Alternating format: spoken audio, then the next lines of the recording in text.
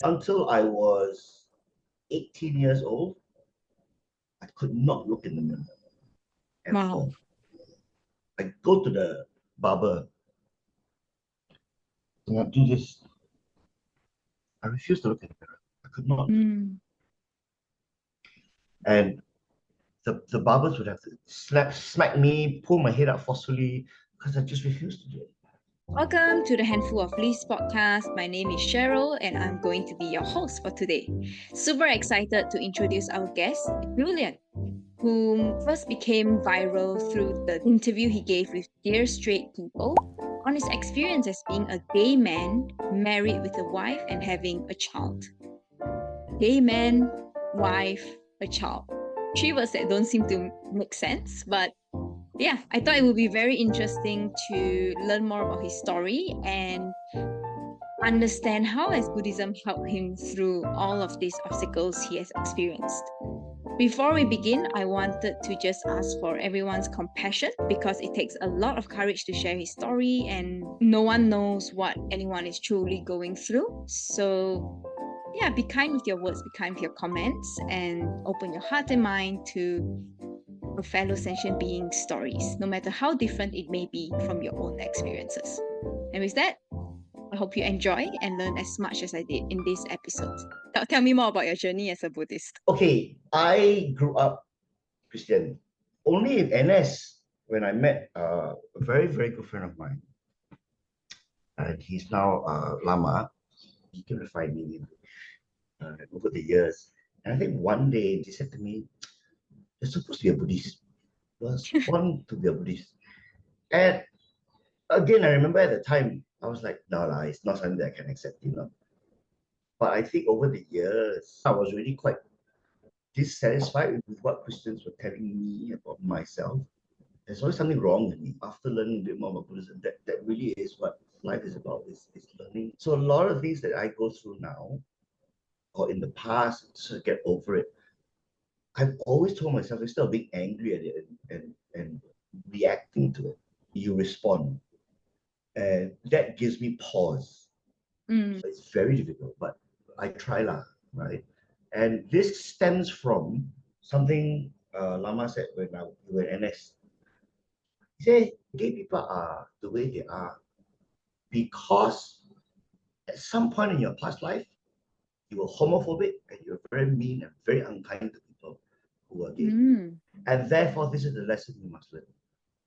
Of course, at the time, I didn't accept it.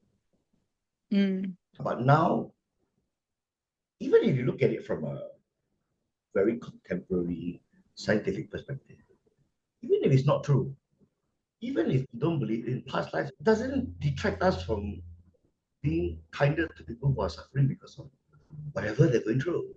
And my generation, the Gen Xers, we grew up in this environment where you must have a steady job, must have a car, must have so much to be successful. And this comes back to this Buddhist thing of ego. And this vulnerability also comes from ego. I was a very proud person, very, very. So what changed? Losing it all. In all my life, I've always wanted to make a difference. And at some point, I realized, what difference am I making with all this, with my job, with my career? What does it mean for you to just be yourself? From what I understand, have not been yourself. The sense of liberation and the rewards I've received from being as natural as I can be. I don't live with sort of like a knife at my throat anymore. Or a knife at your throat. When I was living in double, I was hiding my family. I did it out of fear. Fear is a very, very powerful emotion. I was afraid for them, I was afraid for me, I was afraid of what people think about me, I was afraid of what people would think about them. And I was afraid of people blackmailing me, which happened quite a bit as well. Oh, if you don't have sex with me, I'm going to tell your family. That must be so difficult. It was part of the journey. And I can't say that that journey was anyone else's fault, because that also came from my decisions in the past, correct or incorrect. And so I stuck with it.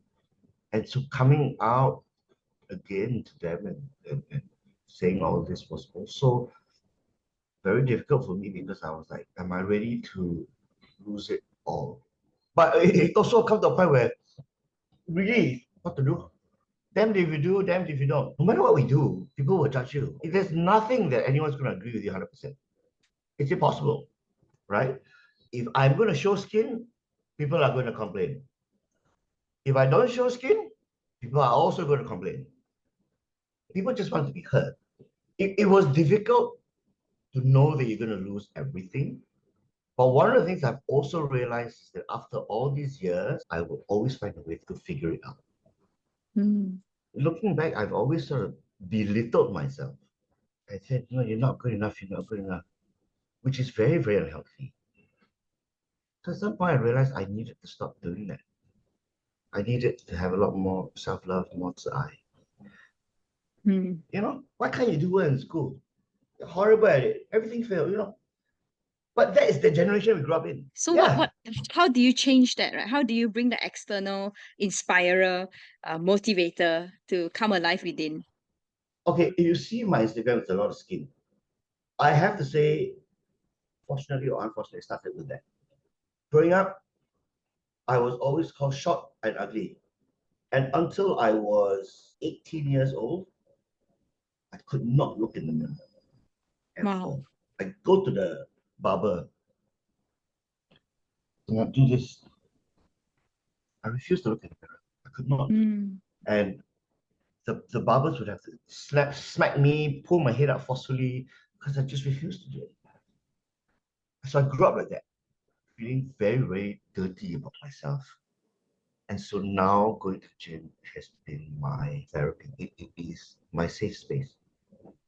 And it's something that I tell myself I cannot and I will not compromise on. It's fascinating how you started with revenge and now it's become your safe Yeah. space. So this confidence thing started from there. When somebody looks at my Instagram page, yeah, the guy wants attention. I don't deny it. Because that was how I could find love and attention from people. That changed. By being able to see myself, I realized I have to start saying, okay, this is what happened. When I look at myself in the mirror, I see pictures. Oh, this part still need to work. This part still need to work. Your legs are so small. Like, what are you doing, Julian? What's wrong with you? Fuck up. And that's what pushed me over the years. This constant saying, not good enough, not good enough, not good enough, not good enough. Despite thousands of people telling me, you look good, you look good, you look good. I never believed this. Mm. And at some point, I thought to myself, I really have to say, stop. What is good? Everything can be better. Right? Everything we do can be better. That's how we self-improve. But we have to stop saying it's all not good. Done nothing so far. Mm. That was my lesson. You play many characters in your life, you take on so many jobs. Mm. At night, when you go to sleep, who is this Julian that's left? Who is the real me? It's that scared little boy who's terrified of everything, terrified of making decisions, terrified of taking control. I used to write and call it the monster I chained up inside. A part of me finds that being this vulnerable now might make them suffer. I've been able to recently tell my daughter and my wife that I'm in a bad place and I'm depressed and I'm feeling like I don't want to live anymore. As in a male dominated society, as a father, it's very difficult to do. But I've been rewarded with my family telling me, you're going to be okay. I'm glad that this is also a reward of the vulnerability that I've been able to show recently. My crying on videos. I stopped holding back. And I've learned that when I stop holding back for myself, I also stop holding back for them. If my deepest and darkest secrets are out to them, no one else matters anymore. They can accept me for everything that I am. They support me regardless of everything that I am. Still a journey for me. It's still a journey, it's still a battle, but you show up every day trying your best. What is the most essential message that you want to share with our listeners who are young working adults between the age of 18 to up to 40s? Be kind to yourself. Don't be arrogant about it, but allow yourself to be imperfect and accept it. We are all imperfect beings. We are all on this plane of existence to better ourselves. It's very easy to be kind to other people, no? Some people will flip it around. It's very easy to be kind to yourself. No. It's very easy to be selfish about yourself. What's the difference? Selfish is ego. I want money. I must feel better before you. I want to earn more money. So therefore, I don't give you this lead. So that you don't close the sale because I want the sale. That's ego. Where's the kindness to yourself? Kindness to yourself is saying things like, I have empathy for that guy. He needs the money. And I want to help him. But if I am in no position to help him without that money, then what's going to happen?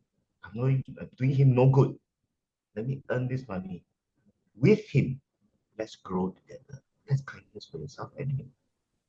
It's very easy to be selfish in ourselves. It's very easy. I want money. I want good food. What are the motivations? It's me. The ones who say, I want to make $1 million. I want to make $1 billion because I want to give 80% of it. The difference. So be kind to yourself. Understand that you're not perfect. And of course, be kind to other people. I think that's the root of everything. Kindness. Thank you so much, Julian. Maybe just want to add one point, which is I think it's extremely encouraging and inspiring to me to see that you have so many battles to fight on this difficult journey, but yet you try your best, right? Not being perfect all the time, of course, but you do try your best to make people a little bit less like how you felt with that scared little boy inside. I don't know if Jia Yi has any last words to add or questions. When you decided to be vulnerable, and it was a huge gamble for you to lose it. Was it like a push or pull factor or something snapped that made you decide, okay, I'm going to do this? It was more of a sense of overwhelming frustration. It's almost like what I call an ice cream melt. I just, I'm done. It was so cold, enough. I just want to throw out the trash. I wasn't quite able to see what would happen. I just had to trust myself that I would have the ability, and the universe would have the ability to keep me safe. So, even as I thought, I lose the house, I lose the family, I lose my friends, parents would know, lose long. But there was a part of me that I lose it all, and I can't handle it, I can't tank myself. So it was like your last straw already, lah. It was, yeah. I do have to add, the thing that has always kept me from the act itself is a Buddhist teaching. And it was something my Lama told me many years ago, that if we do commit suicide, we will be doomed to live your last moments over and over and over and over again until your supposed time, and then you pay penance for it. And I remember thinking, Ayo, it's so terrible. I just want to go. This just makes it worse. So it has kept me literally from going over the edge. Look down and be like, do I want to keep doing this? No. Yeah. Thank you for sharing. Yeah. Okay. Yeah. Thank you so much, Julian.